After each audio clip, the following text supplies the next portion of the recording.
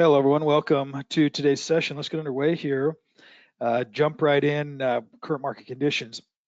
Start out with the big picture here. We've got long-term market trend sitting at in a mildly bearish state, probably going to move down to bearish after today. We'll look at S&P 500 here having a bit of a sell-off here. Also, seeing the bull market rank at 26.86.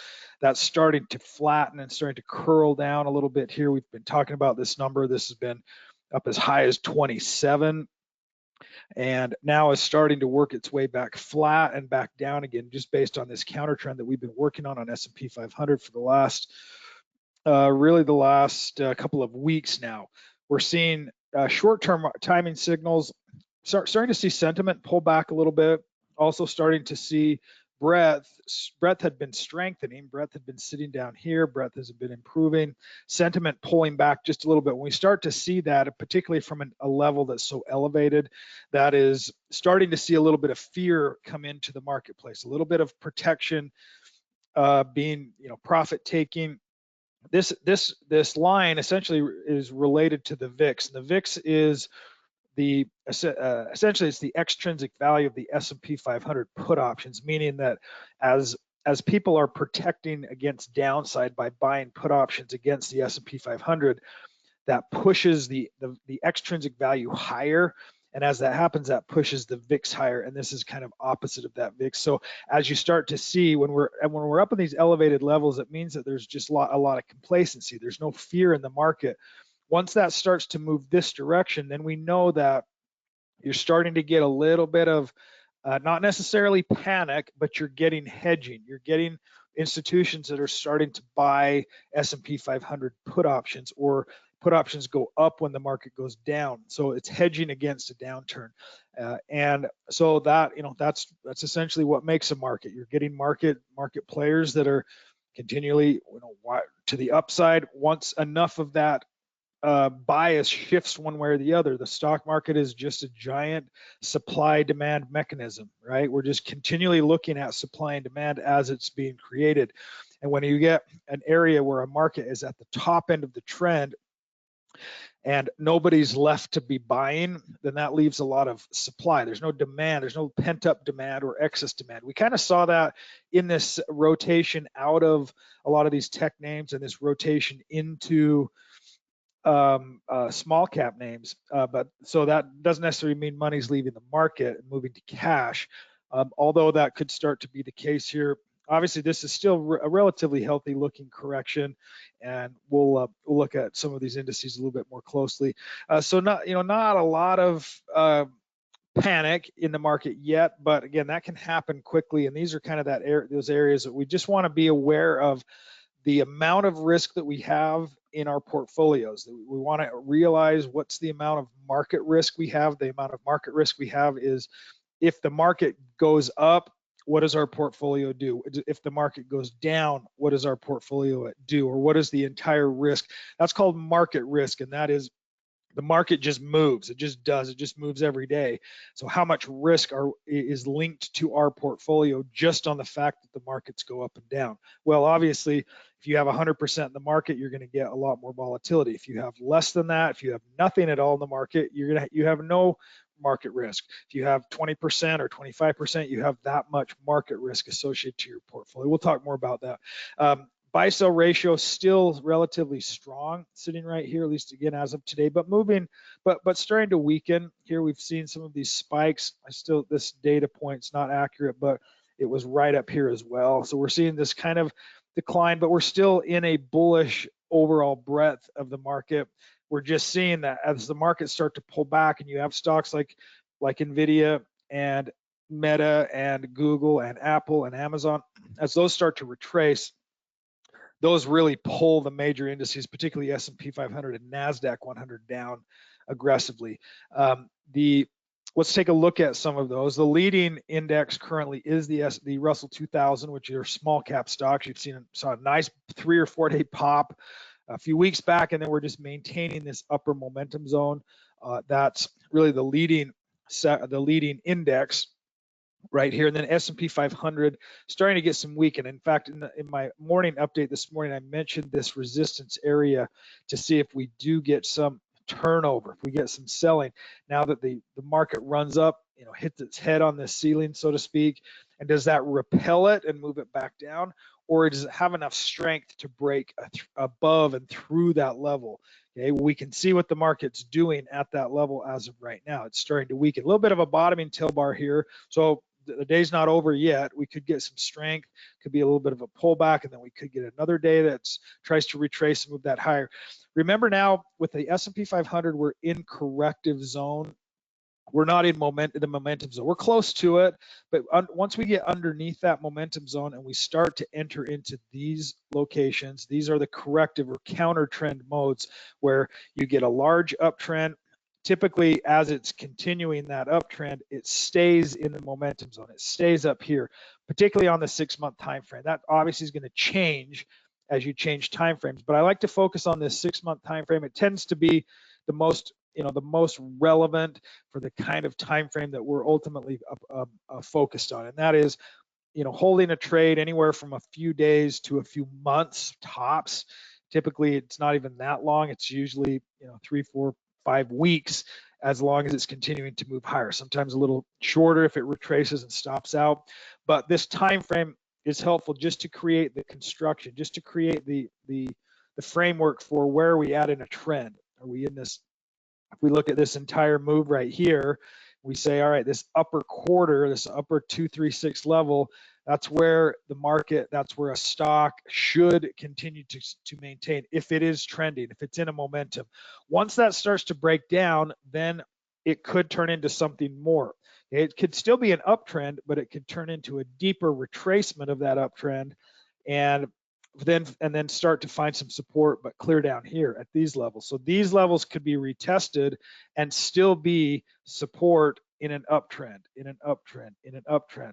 Okay, those are some, that's a pretty far shot on S&P 500 to fall and retrace back to those levels. So this can also affect the bias of our market conditions. Part of this indicator is linked to the S&P 500, this mildly bearish. So when we get this mildly bearish, we're saying, all right, we know that we're probably in some of the in a downtrend, or at least in a shorter term downtrend. Where are we at in that downtrend? Well, now we're starting to weaken based on S&P 500. We know that mildly bearish. Full on bearish is going to be taking us down to, again, today when that updates, if it stays red like this, that'll move us into that bearish state, which means essentially what amount of risk do I have in my portfolio?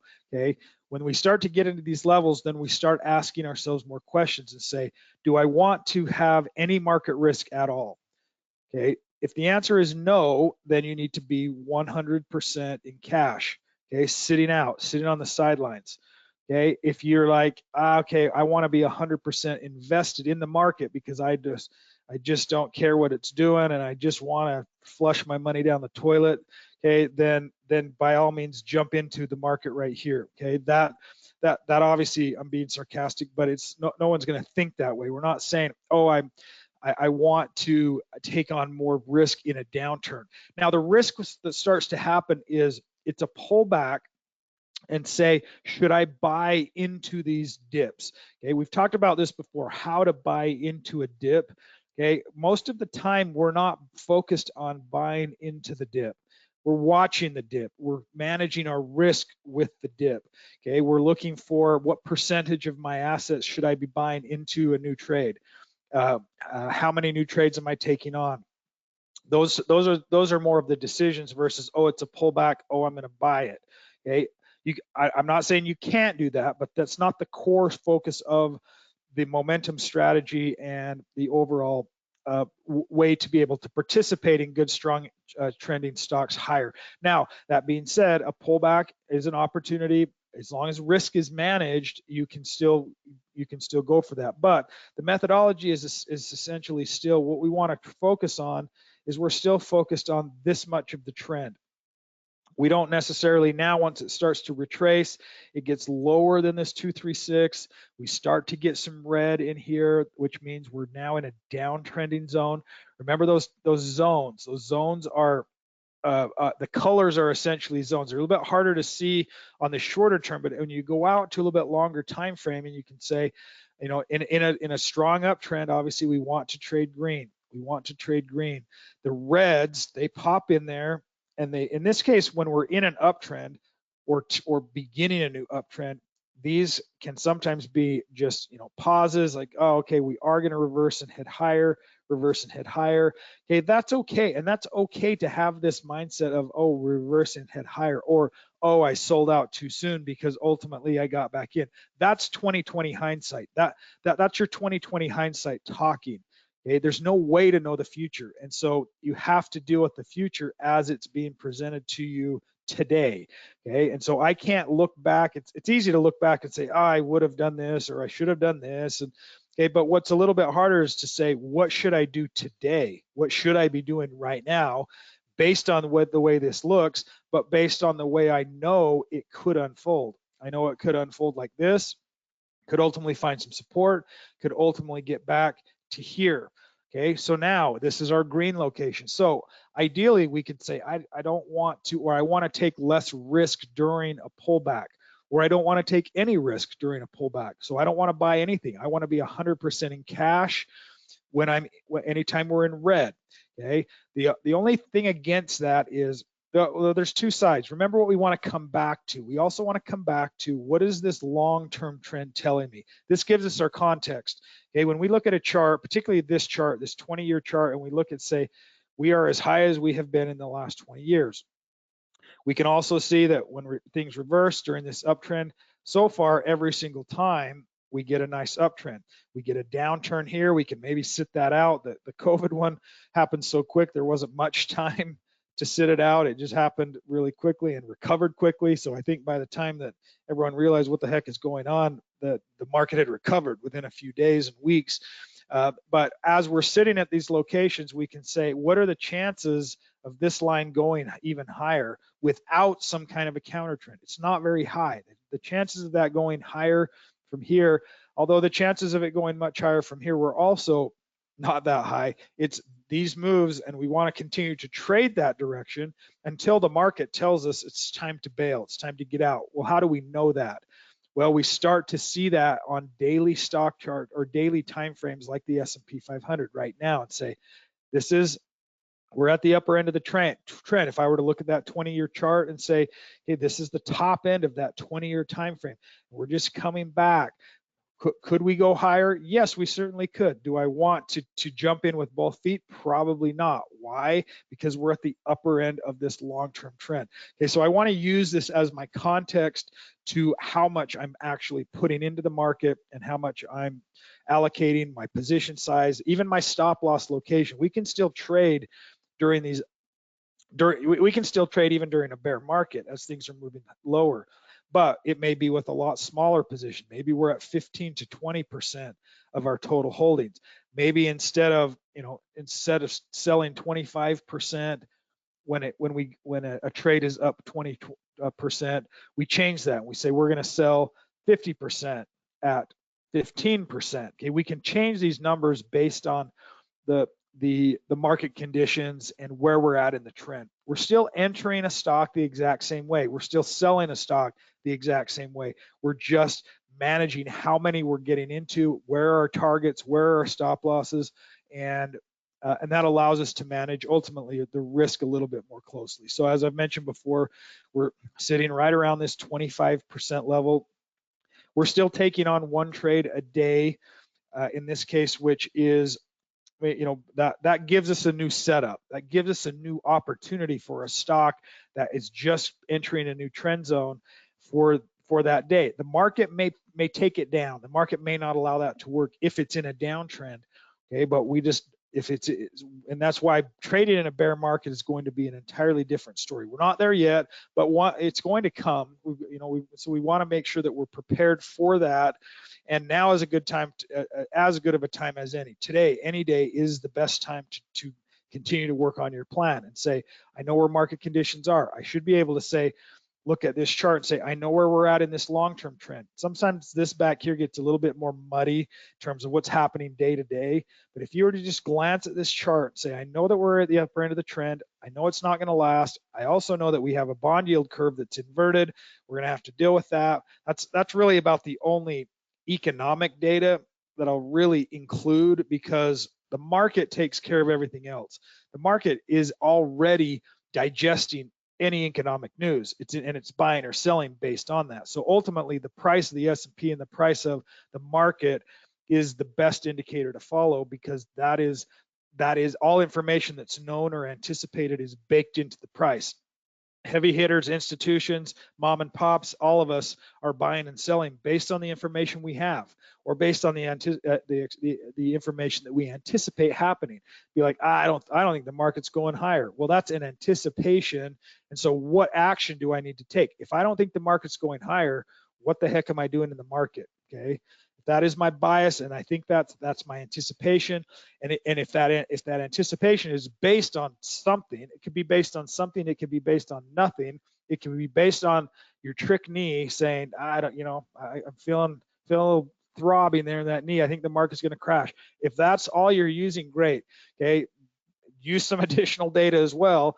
But whatever the reason is, make sure your risk is managed according to your expectations. And if your expectations are, I don't think we're going higher, and the reason I don't think we're going higher is because I don't think that this chart can go any higher. I don't think that this chart can go any higher without some kind of a counter trend, obviously.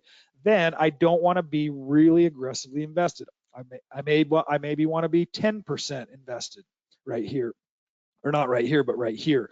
Okay, I want to be, maybe I only want to be 5%. Maybe I want to make one trade a day, and if it's profitable and within a couple of days I'll sell that. You can change and ebb and flow based on the market conditions. Hopefully that's clear and allows you to create and structure inside of your plan based on where the markets are at. That's the point of this top-down approach. The point of the top-down approach is, what direction is the market moving?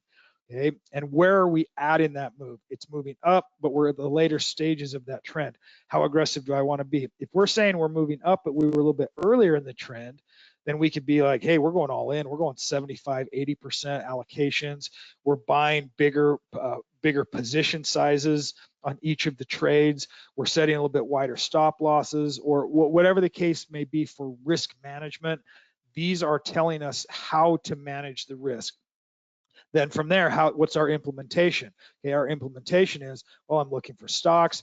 Ideally, I want a new buy stock, something in an uptrend, ideally with a strong pattern and increased volume.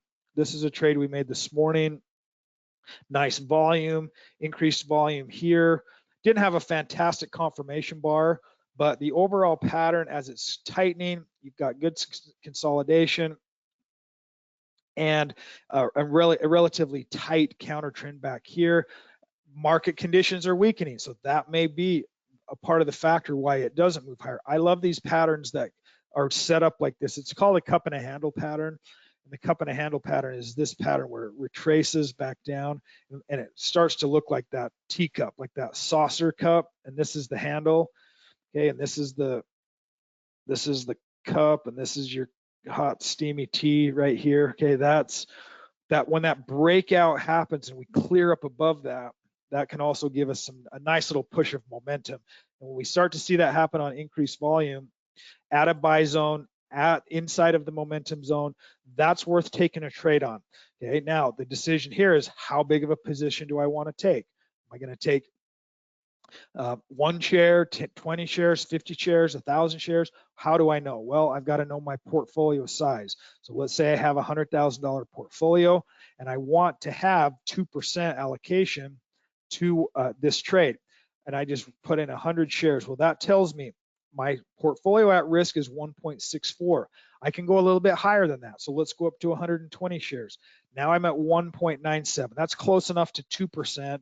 And that's inside of our risk profile. Now I can say, what stop price do I want to use? So this is telling me that first amount at risk. How much am I risking if the world comes to an end, type of thing? Or worst case scenario, the entire thing blows up and I lose this stock drops to zero.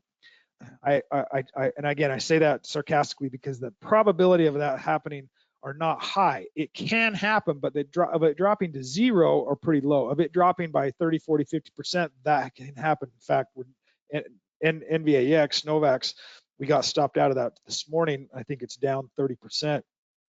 So we utilize stop losses, make sure we're out of some of those trades, and I'll pull that chart up here in just a minute as well, so we can look at that. Stop price. Now, we can utilize our stop price in two different ways. Okay, we can set up our stop and say, I just want to get this number to less than, right now I'm trying to get them at 0.20 at risk. Okay, that means about a 10% stop and about $200 at risk. So let's see where 10% takes us. If we go just to 15 stop, okay, $15 stop, this is 15, 16. That actually puts us clear down here. So a stop that wide is a 12% stop. Let's go up a little bit higher than that.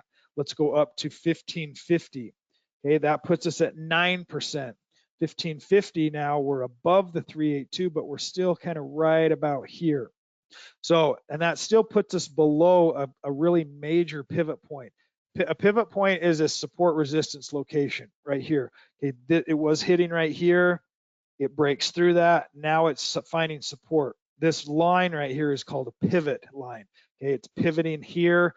It's pivoting here. Once that reverses and finds that location, so it's right at that pivot location, and above that, a 1550 stop should be fine. Or I could just flat out say, I just want to go 10%. I'm only going to risk 10% on any trade I make, and pick that number, wherever that stop is at on the chart, whether it's technically sound or not, fine, that's fine. It doesn't necessarily matter. What does matter is that you know what this number is, you know what the pain is, and you got to be okay with that. Okay, I shouldn't say pain, because sometimes it's not painful, it just is. It's just risk that we have to be able to accept in order for the possibility of even making any money at all. Right? We got to shoot the shot. We got to take the trade. We've got to do the thing, and doing the thing means I've got to pull the trigger and actually buy the stock and buy the shares. Okay, I don't have any shot at all of making any money if I'm in this, if I'm in cash, if I'm not making trades. So I want to know what I'm dealing with, and I want to know the risk that I've got. If I buy 120 shares of this and I have a stop at 1550, I'm risking $189. Now that could be a little bit higher. Let's say that it had an earnings report, and the next morning it gapped lower. It gapped clear down here to this location, but our stop was right here. Okay, that is more additional risk that we have every time we buy a stock, is that it can gap overnight. Okay, and that's the reason we set up a smaller position sizes to protect against that risk. Okay, so now that is all that I can do. Okay, that's all that I can do. We just set up an entire trade. We've analyzed and said market conditions they're not fantastic, but they're not bad, and there are still stocks that are moving higher. I just have to be I have to be selective on the kinds of stocks I'm looking for, and the size of the position I'm taking on those stocks, and the tightness of the stop loss, and maybe even when I'm exiting. Okay, maybe my trading plan says I'm going to exit a little bit sooner and exit a little bit bigger part of the position sooner, just because the market's maybe topping out right here, but I may catch one or two stocks that really give me some good upside. I don't want to miss out on that opportunity if even if market conditions are weak. You've got to decide how that, where your gut is, where your skill set is. Okay, and if you're going through and watching these classes, what I suggest is stick with me every day. Go watch the short video in the morning, stick to the class, and do a lot of practicing. Okay, do a lot of set this up every single day. Set up a trade, set up a brokerage account where you can have a virtual trade. In Webull, they've got just a super cool virtual trader. A lot of these things you can practice it as if you are making real trades. A lot of brokerage accounts have simulators for this very reason, so that you can set it up, set up the trade, track it, follow it, get stopped out, take some profits, go through all that entire process without having real money on the line, so that by the time you're ready to put real money on the line, the functionality is easy. Okay, it's why we take driver's ed. It's why we do anything. It's why we have to practice anything. Okay, because we can't You know, if I wanted to go skydiving and they gave me a parachute and opened the door to the plane, I wouldn't know what the hell I'm doing, and I would probably die. Okay, so just because I am holding a parachute or I am strapped to a parachute doesn't necessarily mean I know what I'm doing. Same with a brokerage account. Just because you have a brokerage account open and funded doesn't necessarily mean you should be trading anything in it, because you may not know where the ripcord is, right? You may not know how to function it. Now, if you do know that and you're really comfortable with your brokerage account, you're really comfortable with stop losses, you're really comfortable about all of those things, now just practice it, and practice with a smaller amount, okay? One share. There's nothing wrong with buying one share of a stock just so that you can follow this process, because what's going to happen if I get stopped out of this one share? How much am I going to lose? $1.58. Can I afford that? Absolutely. Okay. Is that worth me practicing and following so that I don't have a big amount of money on the line, so that I can track, you know, I can wake up in the morning, I can see what that looks like in my brokerage account, I can feel it. Okay. I can adjust my stop. Just trading small means trading a small number of shares, but doing it live. Okay.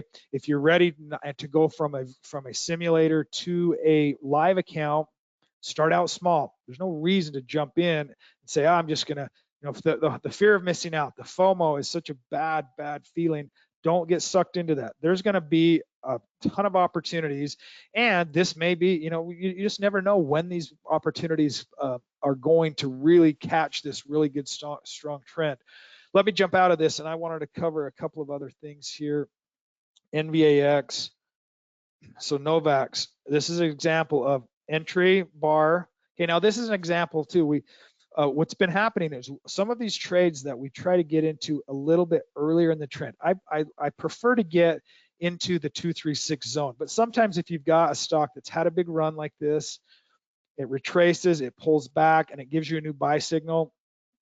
Sometimes that's worth taking a trade on it, because you might catch that earlier in the trend.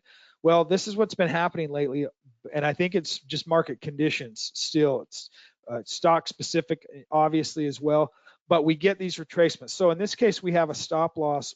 We had our stop right at 1450, I believe.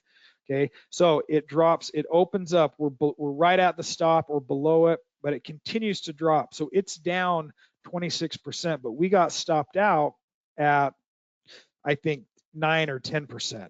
Okay, so we still got stopped out, but it's not even close to how bad it could be. And these stocks, you know, anytime a stock starts to drop, this is always a risk, because we also want to try and catch that, right? This is it's 242% increase year to date.